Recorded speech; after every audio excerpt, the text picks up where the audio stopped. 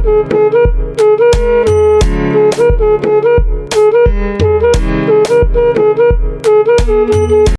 what's up you guys? It's your girl Sugar Sade back again with another video. Thanks for tuning in.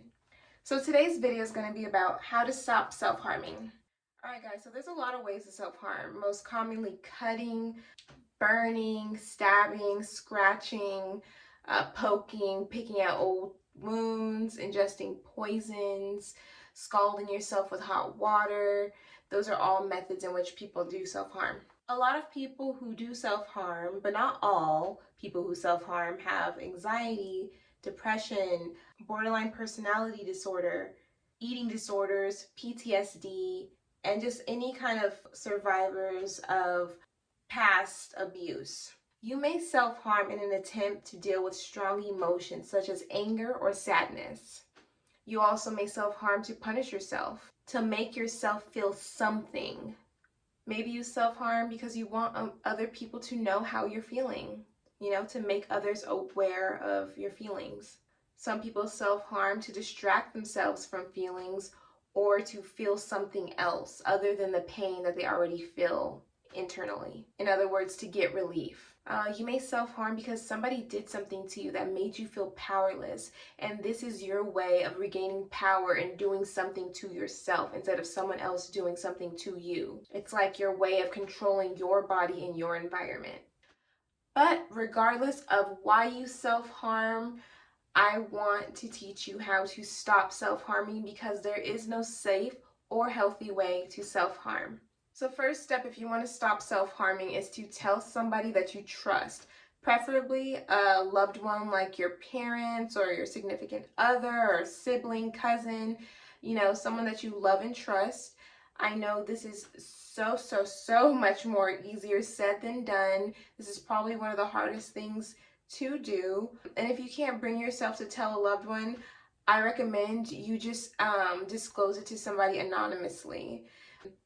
Maybe a teacher, or maybe you can call a hotline and disclose it to them. Maybe you can disclose it to someone in a chat room or a Discord group. Just tell somebody.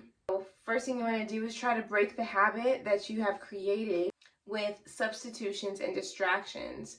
Make sure to pay attention or try to figure out what your personal triggers to self-harming are. If you don't know what your personal triggers are, it's going to be very hard to avoid them and very hard to avoid, the urge to stop self-harming. So for some people, it may be fights with their parents or fights with their significant other. For some people, it may be being criticized. For some people, it may be flashbacks. You never know. So figure out what your trigger is and start making ways to avoid that trigger or to deal with that trigger. Remember, the less you cut and burn and self-harm, the less strong the urge will become over time. So here's a list of things that you can do as substitutions or distractions for self-harming. You can do something like writing down your feelings, journaling it all out. Be extremely extra, be extremely emotional, be extremely vulnerable. Get every bit of that out of you. And then when you're done, you can either rip it up, burn it, or put it in a safe place.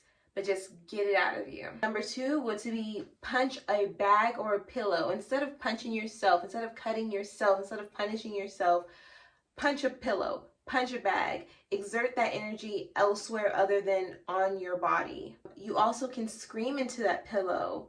That releases a lot of built-up tension and anxiety and stress as well. Next, you can always go for a walk, talk to someone, distract yourself with TV, something that you enjoy, maybe music.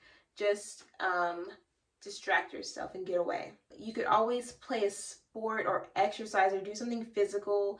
This is a great way to exert extra energy and anxiety, and it's a great release for a lot of people, and it helps a lot of people. When you get the urge to self-harm, just go out and burn those muscles. Feel that kind of pain instead.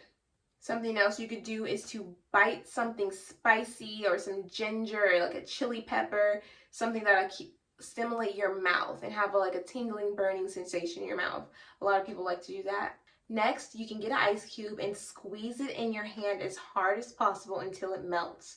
This is a way, also like that numbing feeling soothes some people, and also to exert some tension as well. You can also take a piece of paper and a pencil and scribble really hard back and forth until you feel like a release of tension. Scribble it. And lastly, you can snap a rubber band or elastic band on your wrist to give you like a momentary sting. This is virtually harmless, and a lot of people like to do that instead of actual cutting or burning. And lastly, try to remember a time where you felt really strong and powerful. Whenever you get the urge to self-harm, remember positive thoughts. Think of a time where you felt powerful and strong and in control, and keep that in your mind while you resist that urge. Lastly, which I said lastly for like the 5th time, but this is the true last thing, and that's whatever tool you use to self-harm, whether it's a lighter, whether it's a razor, whether it's whatever, I suggest making it very hard to obtain. That's going to hinder you from cutting yourself as much or self-harming as much. Say you use a razor blade.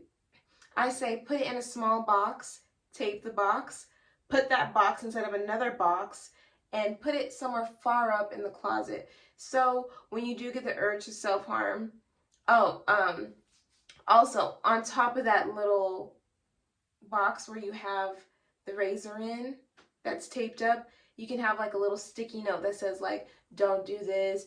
A personal note to yourself that you want to tell yourself when you're feeling the urge to self-harm. Don't do this. You're better than this. You deserve better. You don't need to punish yourself. Whatever the note is, put it on top of that box. And then now have it on top of your closet. So when you do get the urge to self-harm, it's going to not only be a little harder for you to get to it, you'll have more time to think about your decision, and then you'll see that note, and that'll possibly derail you or motivate you to stick to your journey and stay strong. I hope this video helps some of you guys out. Self-harming is very hard to stop, I understand, and you are not alone. A lot of people deal with this issue more than you'd even know, and I really hope that you can stop self-harming and live a happy and healthy life. Thank you. See you in my next one.